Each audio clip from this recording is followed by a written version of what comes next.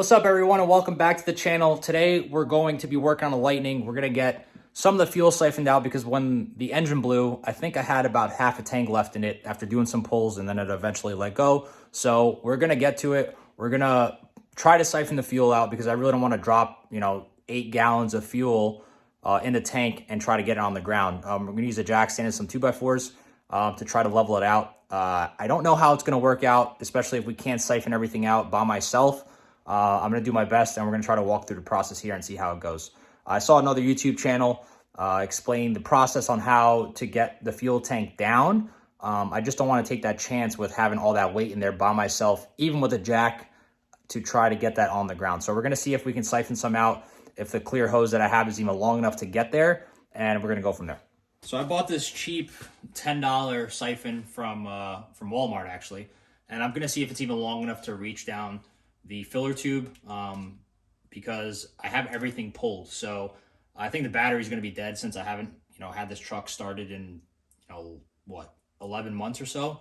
So we're going to try this route first, and if this doesn't work, we're going to figure out a different way to do this. Getting this hose to be straight is a little difficult because it's been folded up in the packaging for a while. So I'm trying to get that so this way when I'm hopefully making this work and it's pumping out, it doesn't come out of the fuel can and go all over the place. So let's get this straight first, and then we'll hopefully it'll work.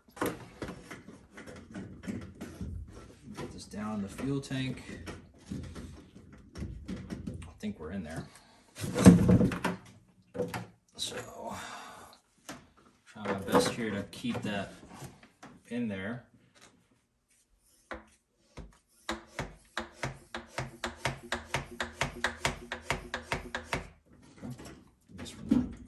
Yet.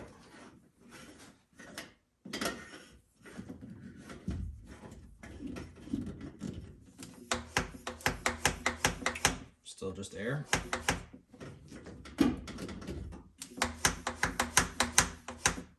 Nope.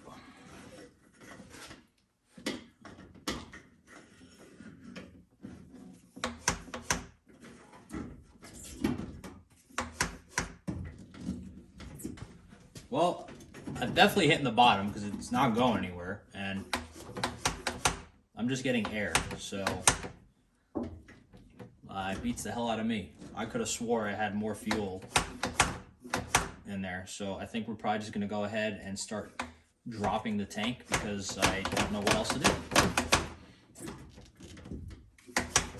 Sounds like it's empty. So I just need to do some disconnecting. I've actually put a new OEM fuel filter in this thing before it blew up. So I'm gonna have to disconnect all these lines, disconnect the filter, disconnect the filler neck, and take all that stuff out before I end up taking the straps off the tank. There's 2 of them. And then we can get started on descending this factory fuel tank. Started to drop the fuel lines down from the engine bay, and we're just gonna keep working our way back. The rest of the lines are down, and I have the tank held up with my jack. I'm slowly starting to loosen the straps to the tank.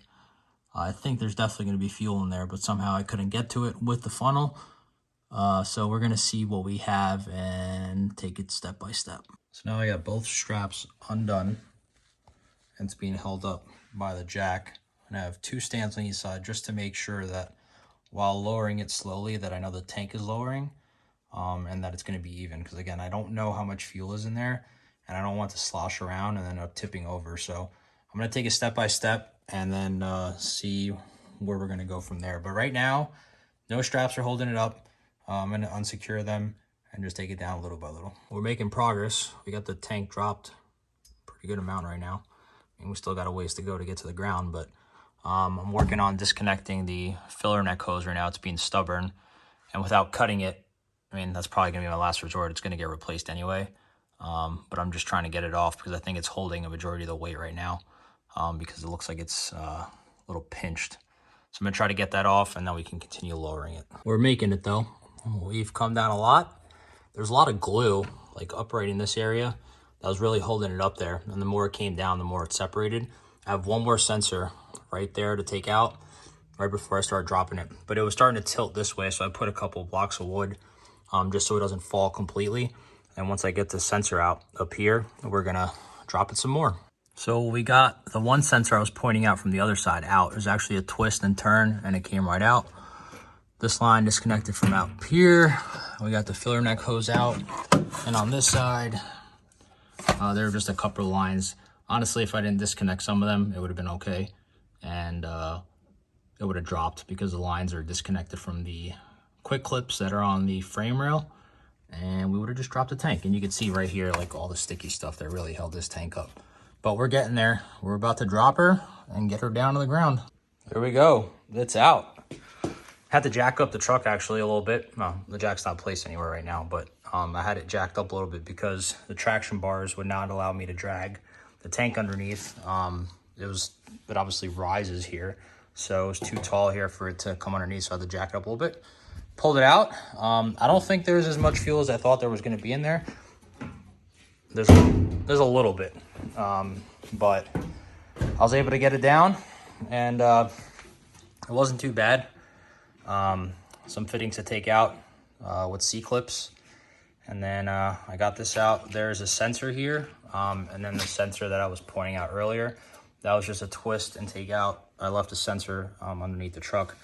But in the next video, we're going to give this thing a nice cleaning, take out the rest of the fuel, make sure this is all good to go, and then I will discuss what we'll be doing to this tank.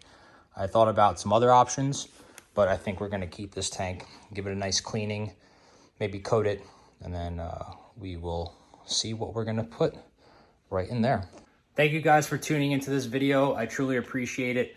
It was a little bit harder than I thought it was going to be, just because the tank is actually pretty heavy on its own. And I was unsure about how much fuel was in there. So I wanted to just make sure that I wasn't going to drop the tank on myself, and that it was going to stay balanced on the jack. So having those jack stands on either side and then transferring it over to blocks of wood to be able to bring it down on one side, then bring it down the other, and then eventually bring it down evenly to where it was no longer needed to go lower, drag it off the jack stand, or the jack, excuse me, and then just pulled it from underneath the truck. So again, it was a little tedious for me, and making sure that I got everything situated on my own. So thank you for tuning in again.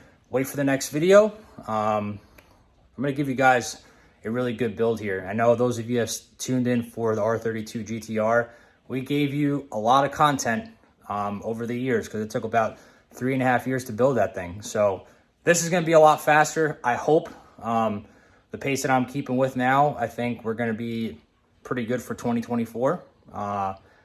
So again, if you're not subscribed and you're coming upon this video at some point, please subscribe, support the channel. If you don't follow me on other platforms, it is theOGzilla, just as YouTube is, and I'll see you guys in the next video. Peace.